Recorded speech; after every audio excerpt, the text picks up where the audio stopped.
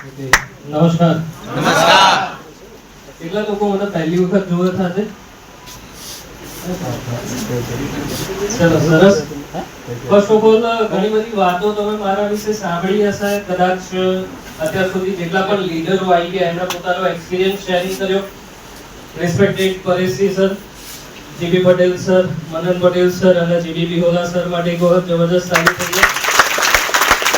સાથે સાથે આપણા આરટીસી એક્ઝિક્યુટિવ, સાથે સાથે આપણા એસટીસી એક્ઝિક્યુટિવ અને બ્રાન્ડ ન્યુ આરટીસી બન્યા સંજયભાઈ અને RTC executive Anil sir, DM Patel sir, Nayan sir, સાથે સાથે એમસી સુતરિયા સર, સાથે સાથે મારા કાકા, સગા કાકા નીતિન પટેલ સર, તો એમને પણ આપણે થેન્ક યુ કહીએ છીએ. આજે સરસ મજાનું આયોજન કર્યું છે. કેમ કે તમે ઘણી બધા મિત્રો પહેલી વખત મને જોવો છો એટલે કદાચ બિઝનેસ પણ પહેલી વખત જોવા આવ્યા છો એવું હું માનીને ચાલુ છું. તો પહેલા તો એક વસ્તુ સમજી લો કે કદાચ એક વખત પ્લાન જોયો હોય તો એમાં 100% ખબર પડે એવું જરૂરી નથી. પણ મને એટલી ખબર પડે કદાચ જો હું તમારી જગ્યાએ બેઠો હોત ત્યાં જે રવિવારના દિવસે કર્મચારીની નગરી એવે ગાંધીનગરમાં આટલા બધા માણસ ભેગા થયા હોય અને કંઈક હો હા કરતા હોય તો કંઈક સારું હોય તો જ આયા હોય, બાકી આયા ના હોય. Right or wrong my dear? So my dear friends, મારું નામ યશ પટેલ છે.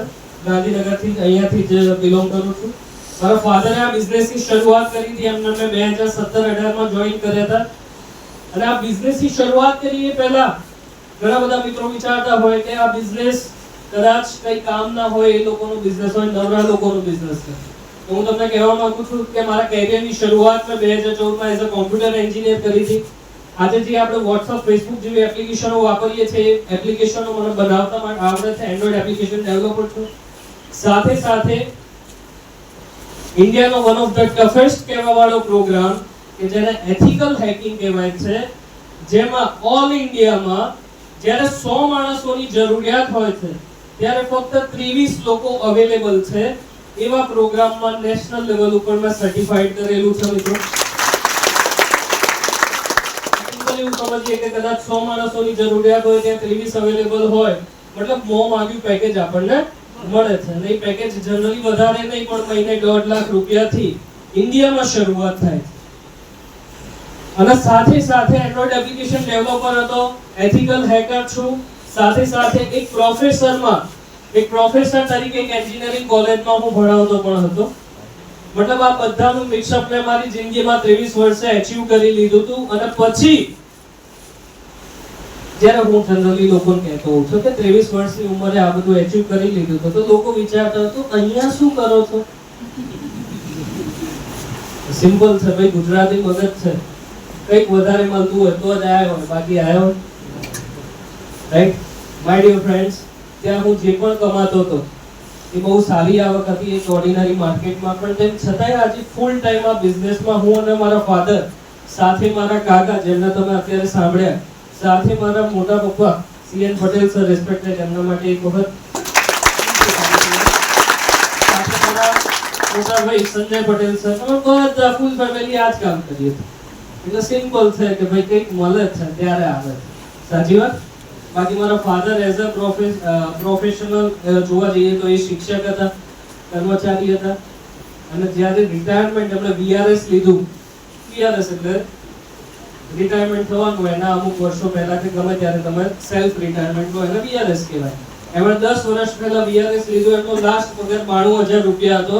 એટલે મારી વધારે નહીં પણ 1.5-2 લાખ રૂપિયાની આવક અને મારા ફાધરની 92,000 રૂપિયાની આવક, એટલે 2.5-3 લાખ કમાવા વાળું ઘર ના બંને સભ્યો જો આજે ફૂલ ટાઈમ આ બિઝનેસ કરતા હોય, સિમ્પલ છે કે એના કરતા કંઈક વધારે મળે. માય ડિયર ફ્રેન્ડ, શરૂઆત કરીએ. એન્ડ્રોઇડ એપ્લિકેશન ડેવલપમેન્ટ તમને વાતચીત કરી લીધી. સાથે સાથે મજાની વાત એ છે કે આ બિઝનેસ કરતા કે આજે પરિસ્થિતિ એ છે કે જે અમારા ઘરની ટોટલ આવક 2.5-3 લાખ રૂપિયા હતી, આજે પ્રાઉડ સાથે હું કહી શકું છું આ સ્ટેજ ઉપર, વધારે નહીં પણ 2.5-3 લાખ રૂપિયા મારા એકાઉન્ટમાંથી ગવર્નમેન્ટ ઓફ ઇન્ડિયાને દર મહિને ફક્ત જીએસટી પે થાય છે. જે ઘરની ટોટલ આવક હતી 3.5 લાખ રૂપિયા, એટલો ફક્ત આજે ગવર્નમેન્ટમાં વાઇટ જીએસટી પે થાય છે. કંઈક વધારે કમાતા હશો, રાઈટ? માય ડિયર ફ્રેન્ડ, સાથે શરૂઆત કરીએ કે નાની મોટી ગાડીઓ રાખવાનો થોડો ઘણો શોખ હોય દરેકને. 5 લાખ રૂપિયાની હોન્ડા સિટી છે, 24 લાખ રૂપિયાની જીપ કંપાસ છે. મજાની વાત એ છે કે જે દિવસે અમે અમારા ગામડે 12 લાખ રૂપિયાની હોન્ડા સિટી લઈને ગયા હતા, એટલે જનરલી આપણા ગામડાવાળા આપણા હિતે છૂતો હોય જ. તમે હસો છો એટલે મને ખબર પડી ગઈ કે તમે બધા માં જેવા છે. 12 લાખ રૂપિયાની હોન્ડા સિટી જે દિવસે ગામડે લઈ ગયા હતા, એ દિવસે 2-3 જણા અંદર વાતચીત કરતા હતા કે નક્કી માસ્ટરે પીએફ ઉપાડ્યું લાગે છે. એના પછી વારી આવી 24 લાખ રૂપિયાની જીપ કંપાસની. એ દિવસે 2-3 જણા એવી વાત કરતા હતા કે નક્કી હો, જો ધ્યાન રાખજો, કોકનું કરી નાખ્યું લાગે છે. આજ માનસિકતા હોય આપણા આજુબાજુ વાળાની. માય ડિયર ફ્રેન્ડ્સ, અને ત્યાર પછી અમારા ટીમના સાથ સહકારથી, અમારા આરટીસી એનટીસી એક્ઝિક્યુટિવના સાથ સહકારથી જ્યારે 84 લાખ 82 લાખ રૂપિયાની ઓડી લઈને, 4 બંગડી વાળી લઈને, મારા ફાધર શિક્ષક એટલે માસ્ટર, હું પોતે પ્રોફેસર એટલે માસ્ટર, 2 માસ્ટર ભેગા થઈને 4 બંગડી વાળી લાવે એટલે ગામડા વાળા શું વાત કરે, હવે તો આખા જ રહેજો. ઓકે, નક્કી આખા ગામમાંથી 4 જણા મળવા માટે આવ્યા હતા, પણ આપણને ખુશી હતી. મજાની વાત એ છે કે જ્યારે 4 બંગડી વાળી, જે કદાચ એક શિક્ષક કે એક પ્રોફેસર પોતાની જિંદગીમાં ભવિષ્યમાં પણ વિચારી શકતા નથી. અને જનરલી આજનો માર્કેટ સિનારિયો એ છે કે કદાચ કોઈ શિક્ષક હોય, મને માફ કરજો પણ હું રિયાલિટી ઉપર વાત કરું છું, કદાચ કોઈ શિક્ષક હોય, કદાચ કોઈ પ્રોફેસર હોય તો એની જિંદગીમાં, આખી જિંદગીમાં એક 10 લાખ રૂપિયાની ગાડી સારી રાખી શકે, એક સારું કદાચ ઘર બનાવી શકે, અને એક પ્રસન્ન કરી શકે. જનરલી હું તો પણ વાત કરું છું, મારા ફાધર શિક્ષક હતા એટલે મને ખબર છે, આટલું કરતા કરતા 58 વર્ષ થઈ જાય,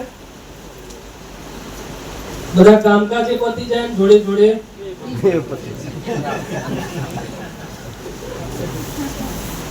વાત છે પરિસ્થિતિ માર્કેટની.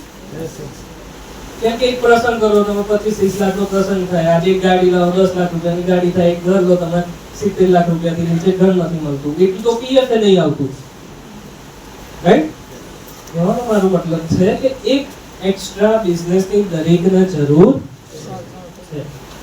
આજે મારું થોડું રિસર્ચ ચાલે છે, એ રિસર્ચ એવું કહે છે કે કદાચ 2029 સુધી અત્યારે જે તમે સારી રીતે સ્ટેબલ જિંદગી જીવી રહ્યા છો, એ સ્ટેબલ જ જિંદગી જીવવા માટે જો તમારી પાસે 2028માં એક્સ્ટ્રા 40 થી 50 હજાર રૂપિયાની આવક નહીં હોય તો આ સ્ટેબલ જિંદગી જીવવા માટે પણ તમને કાઢવું પડશે.